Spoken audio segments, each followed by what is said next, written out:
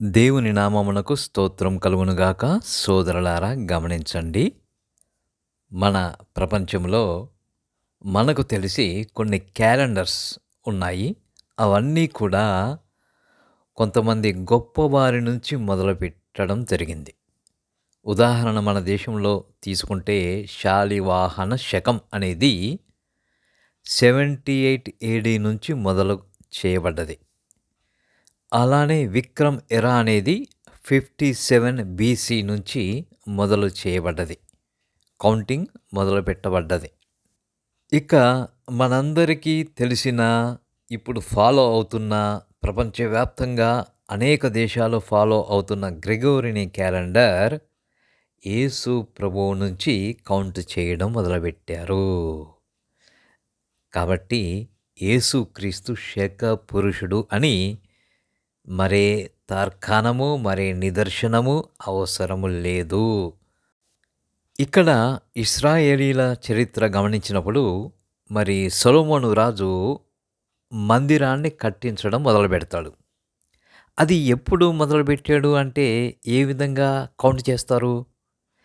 వారు ఏ విధంగా కౌంట్ చేశారంటే, ఇశ్రాయేలీలు ఐగుప్తు దేశము నుండి బయటకు వచ్చిన 480 సంవత్సరాల తర్వాత, మరియు సొలొమోను యొక్క పరిపాలనా కాలములో 4వ సంవత్సరమున, అంటే ఆయన అధికారానికి వచ్చి 4వ సంవత్సరం, 4 సంవత్సరాలైంది.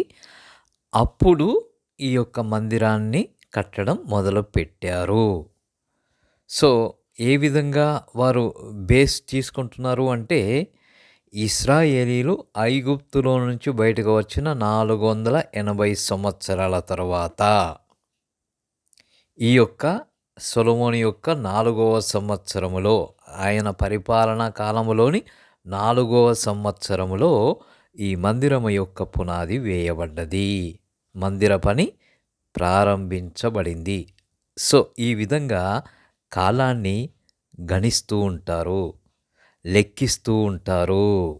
ఈ యొక్క క్యాలెండర్స్ని తయారు చేయాలంటే, కాలాన్ని లెక్కించాలంటే ముందుగా ఒక బేస్ ఇయర్ తీసుకొని, ముందుగా సూర్య, చంద్ర, మనం ఉంటున్నటువంటి భూగోళం యొక్క భ్రమణాలని గుర్తించగలిగి ఉండాలి. ఆ తర్వాత లిపి ఉండాలి.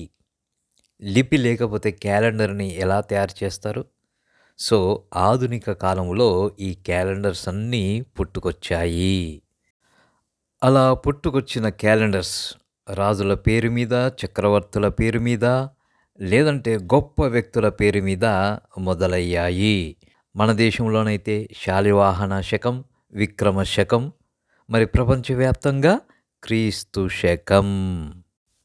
గత 2000 సంవత్సరాలుగా క్రీస్తుని ఆధారం చేసుకొని కాలాన్ని లెక్కిస్తూ ఉంటే, కొంతమంది మూర్ఖులు అంటూ ఉంటారు కదా, ప్రభు యొక్క జన్మదినం ఎప్పుడు ఎప్పుడు ఎప్పుడు అని. అది మూర్ఖమైన ప్రశ్న కాకపోతే మరేమిటి? క్రీస్తును బట్టే క్యాలెండర్ నడుస్తూ ఉంది.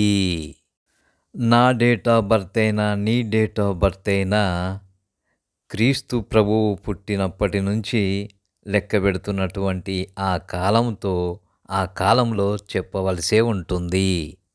క్రీస్తు డేట్ ఆఫ్ బర్త్ కాదు, నా డేట్ ఆఫ్ బర్త్, నీ డేట్ ఆఫ్ బర్త్ క్రీస్తును బట్టి చెప్పబడవలసి ఉన్నది.